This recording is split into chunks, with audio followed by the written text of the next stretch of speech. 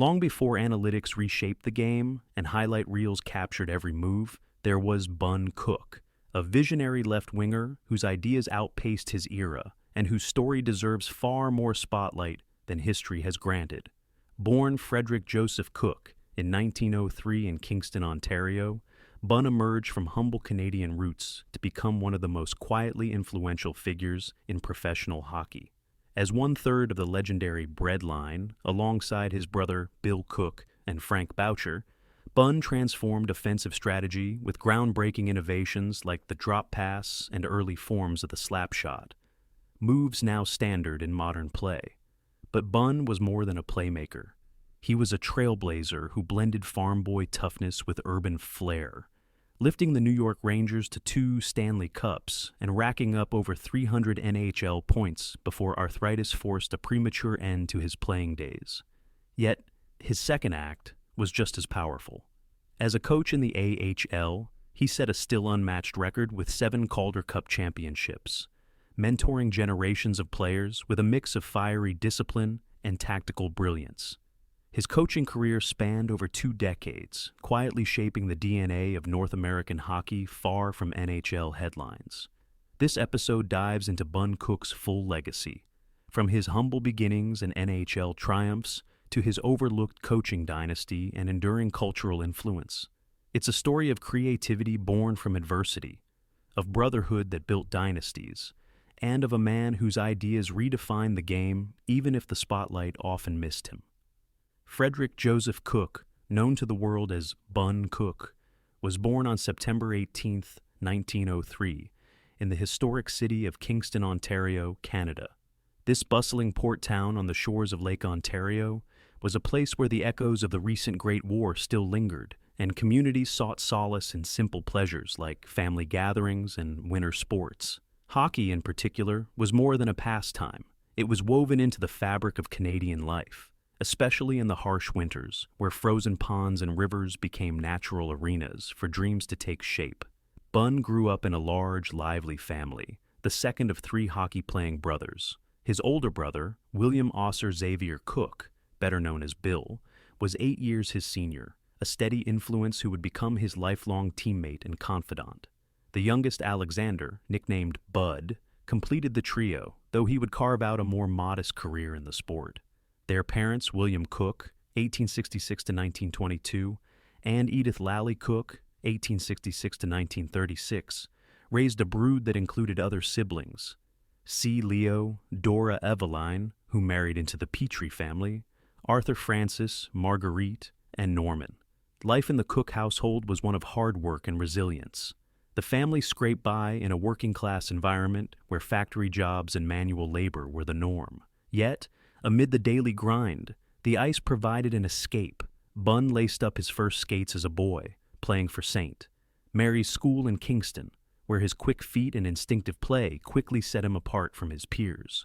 By the age of 15, he had ventured to nearby Brantford to compete in junior hockey, sharpening his skills in organized leagues that emphasized speed, creativity, and toughness, qualities that would define his entire career. The bond between the Cook brothers was unbreakable, forged not just on the ice but through shared hardships and adventures. After serving in World War I, Bill claimed a land grant as a veteran's benefit and headed west to the prairies of Saskatchewan, settling near Lac Vert to try his hand at farming. The vast, open landscapes of golden wheat fields and endless skies were a far cry from the urban confines of Kingston, but they offered a fresh start. Bun, ever the loyal follower, joined him soon after, staking out an adjacent plot of land. For a time, the brothers balanced the demands of agriculture with their passion for hockey, playing in semi-professional circuits that dotted the western provinces. This period was formative. The physical labor of farming built Bun's endurance, while the rough-and-tumble games on makeshift rinks honed his agility. By 1921, Bun had linked up with Bill on the Sault Ste. Marie Greyhounds in senior hockey, a team in the Northern Ontario Hockey Association. Though Bill moved on after a season, Bun remained, becoming a pivotal player in the squad that captured the Allen Cup in 1924, the ultimate prize in Canadian amateur hockey at the time. That victory was a watershed moment, celebrated across the country as the Greyhounds defeated top teams in a grueling tournament. Bun's contributions were significant. His speed and scoring touch helped propel the team to glory, giving him his first taste of championship success and fueling his ambition to turn professional. The transition to pro hockey came swiftly. In the 1924 to 1925 season, Bun signed with the Saskatoon Crescents of the Western Canada Hockey League, WCHL, reuniting with Bill and even rooming together during their time there. The league was a rugged proving ground, featuring future NHL stars and intense rivalries. Bun thrived, netting 17 goals in 28 games that inaugural season, a respectable tally for a newcomer. The following year, 1925 to 26, he added 8 more goals in 30 outings, showcasing his consistency despite the league's growing financial woes. The WCHL folded after that season due to mounting debts and competition from the expanding NHL, but Bun's tenure left a lasting mark. He would later be recognized as the last surviving player from the Saskatoon Crescents, a quiet testament to his longevity in a sport that chewed up and spat out many young talents. This era also highlighted the brothers' inseparable partnership. Wherever Bill went, Bun often followed, their on-ice chemistry becoming legendary.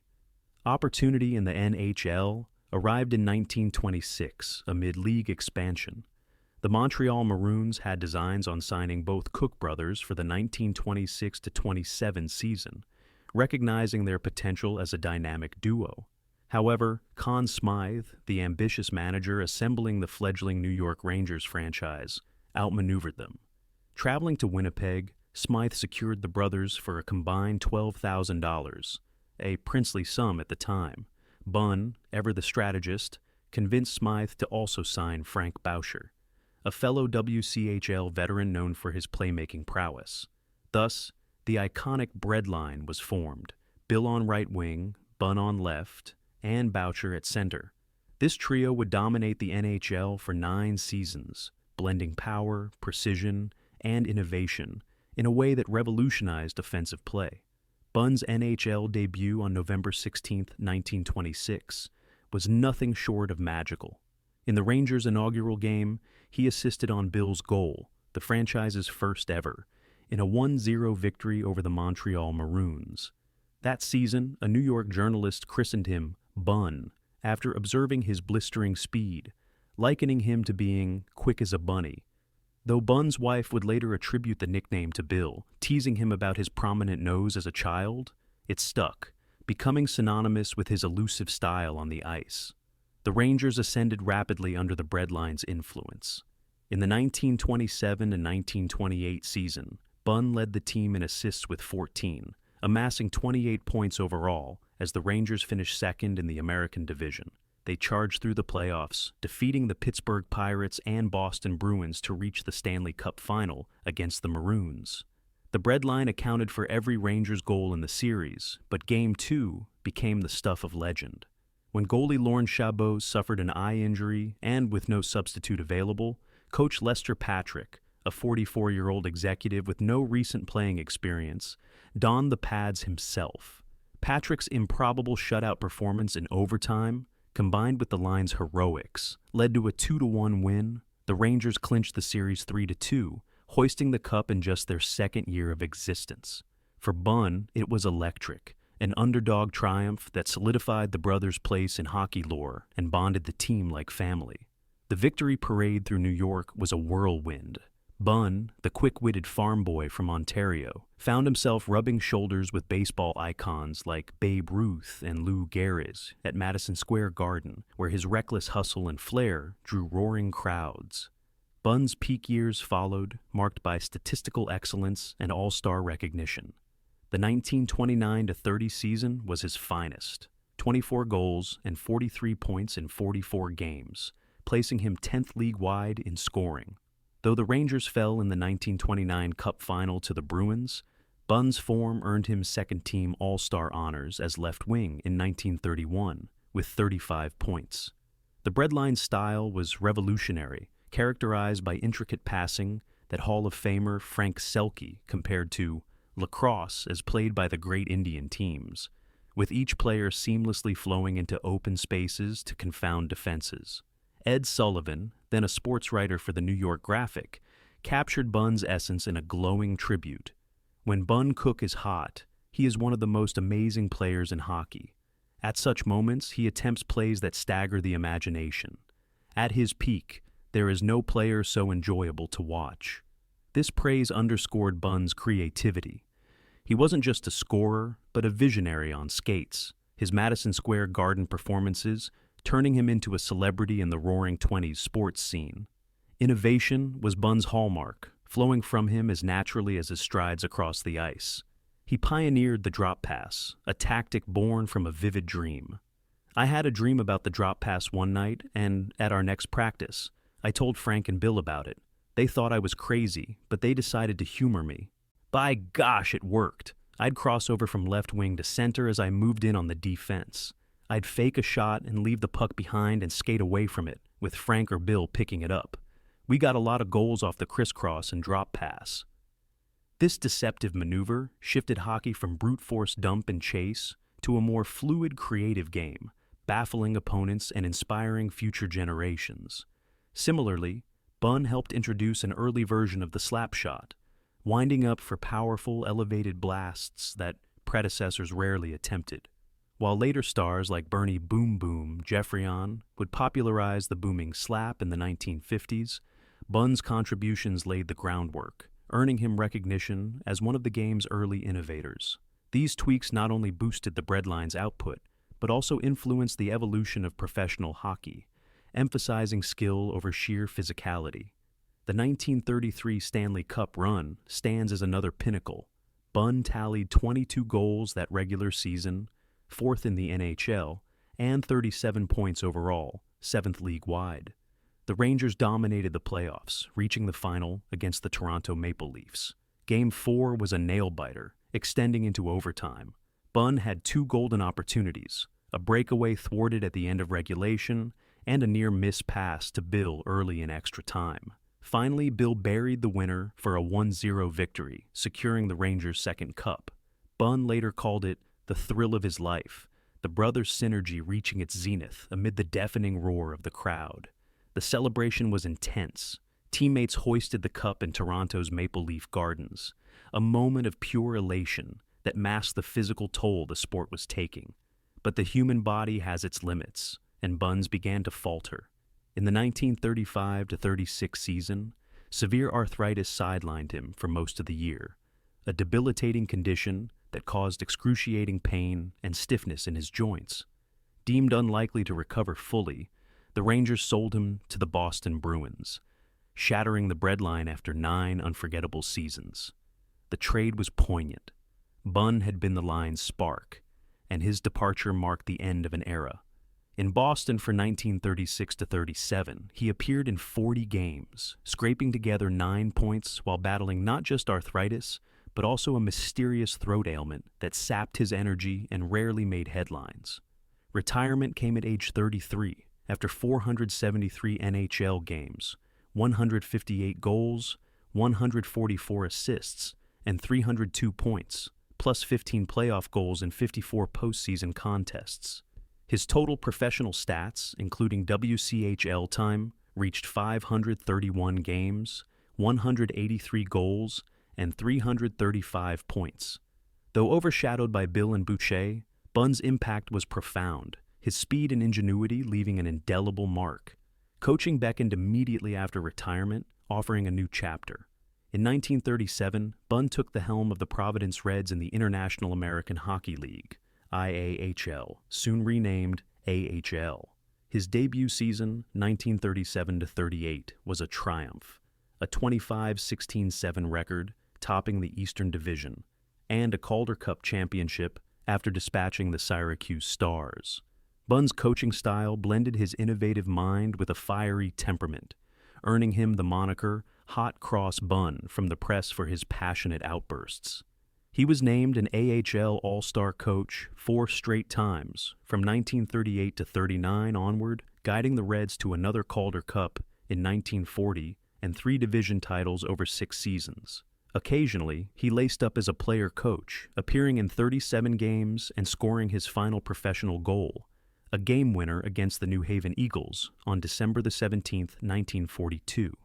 This dual role showcased his enduring love for the game. Even in his late 30s, Bun's instincts remained sharp. In 1943, Bun moved to the Cleveland Barons, where he built a dynasty. His first season, 1943-44, ended in a finals loss, but success snowballed. 6 division titles in his initial 9 years, and Calder Cups in 1945, defeating Hershey, 1948, over Providence, and 1951, against Pittsburgh. The 1952-53 campaign was masterful. The Barons won the regular season and edged Pittsburgh 1-0 in overtime of Game 7 for the Cup. They repeated in 1953-54, Bun's 7th Calder Cup, a record that stood unmatched, more than double any other coach's total. Rumors in 1950 linked him to the Bruins' NHL head coaching job, but during a leisurely fishing trip on a serene Saskatchewan lake, Bun pondered and declined, content with his AHL dominance. His strategies emphasized discipline, creativity, and player development. He mentored young talents, pulling them aside not just for drills, but for life lessons, echoing the guidance Bill had given him. The 1955-56 season, however, brought a rare dip, a 26-31-7 record, his first losing campaign in Cleveland, leading to his dismissal despite a playoff finals appearance. Bun's coaching odyssey continued briefly. He led the Sault Ste. Marie Greyhounds in the Northern Ontario Hockey League for 1956-57, then spent 3 seasons with the Kingston Frontenacs in the Eastern Professional Hockey League before retiring in 1961. His AHL legacy was monumental. 636 wins over 19 seasons, second all-time until Roy Sommer surpassed it in 2016, a .595 winning percentage, and playoffs in all but 1 year across 1,171 games coached. 7 Calder Cups cemented him as the league's most successful bench boss, his teams known for resilience and tactical brilliance. Off the ice, Bun's life was grounded in family and roots. In 1928, at the height of Rangers' glory, he married Marie Rehome, 1911-1995, a supportive partner who shared his journey from New York's bright lights back to quieter Canadian towns. Their son, Vernon Buzz Cook, 1930-2010, inherited the family's hockey gene, playing minor professional hockey in the AHL and other leagues, a subtle continuation of the legacy without the NHL spotlight. Buzz's career included stints with teams like the Cleveland Barons, where his father's influence loomed large. The prairie farming days in Saskatchewan remained a touchstone. Bun often reflected on those wheat fields as a source of humility amid fame. Post-retirement, he returned to Kingston in the late 1950s, enjoying a peaceful existence, sharing stories at local rinks with wide-eyed youngsters. One untold gem from his coaching days. Bun would host informal life talks with players, drawing from his brother's mentorship, emphasizing perseverance beyond the puck. Another rare anecdote, that 1950 fishing trip, rod in hand on a calm lake, where he weighed NHL ambitions but chose contentment, joking with friends about his bunny speed fading with age. Bun's story, however, carried shadows that added depth to his legacy, often eclipsed by Bill, inducted 1952, and Boucher, 1958. Bun entered the Hockey Hall of Fame, last among the breadline in 1995, via the Veterans Committee, a delayed honor that sparked debates on his worthiness. Some viewed him as a bubble candidate, his stats solid but not superstar level, while others argued his innovations and cups merited earlier entry. Controversies swirled around his inventions. While Bun pioneered the drop pass and an early slap shot, purists debated credits, noting Geoffrion's 1950s version gained fame, whispering that Bun's claims were exaggerated. His arthritis-driven exit stirred regrets. Did the Rangers prematurely discard a pioneer?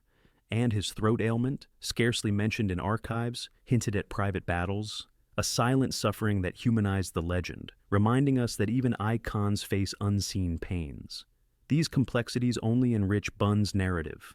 Eyewitness accounts from peers paint a man of profound depth, Sullivan's awe at his imagination, Selke's praise for his lacrosse-like genius. Emotionally, his life mirrored hockey's roller coaster. The euphoric cup wins with Bill, the sting of injuries, the quiet satisfaction of coaching records enduring for decades. Post-retirement scenes evoke warmth. Bun at Kingston rinks, regaling locals with tales of the breadline, or that gentle humor and self-deprecating quips about aging. One little-known fact: during off-seasons, the brothers played baseball in Saskatoon, with Bun's speed shining on the diamond as on ice, a crossover athleticism rarely highlighted. Bun's influence endures profoundly. His drop pass and early slap shot paved the way for modern hockey's fast, skilled ethos, enabling today's dynamic offenses. As a coach, his 7 Calder Cups and consistent playoffs mentored countless players, proving that patience and passion forged champions. Culturally, he personified the North American sports dream, a Canadian farm boy conquering New York's glamour, offering inspiration during the Depression and World War II eras. Politically, in turbulent times, his story symbolized unity and escape, bridging divides through sport. Today, lessons from Bun abound. Creativity thrives in adversity. Family bonds provide strength, and a single dream can redefine a game. His 2007 American Hockey League Hall of Fame induction and a 1966 honor in Kingston affirm his stature, not merely for numbers, but for the human spark he kindled. Bun Cook passed on March 19, 1988, at age 84, in his beloved Kingston, buried at St. Mary's Roman Catholic Cemetery beside Marie, who joined him in 1995. Yet his essence lingers, a reminder that true legacy resides in shared innovations, cherished connections, and resilient grace that transforms trials into triumphs. In hockey and life, Bun teaches us to skate onward, undeterred by cracks in the ice.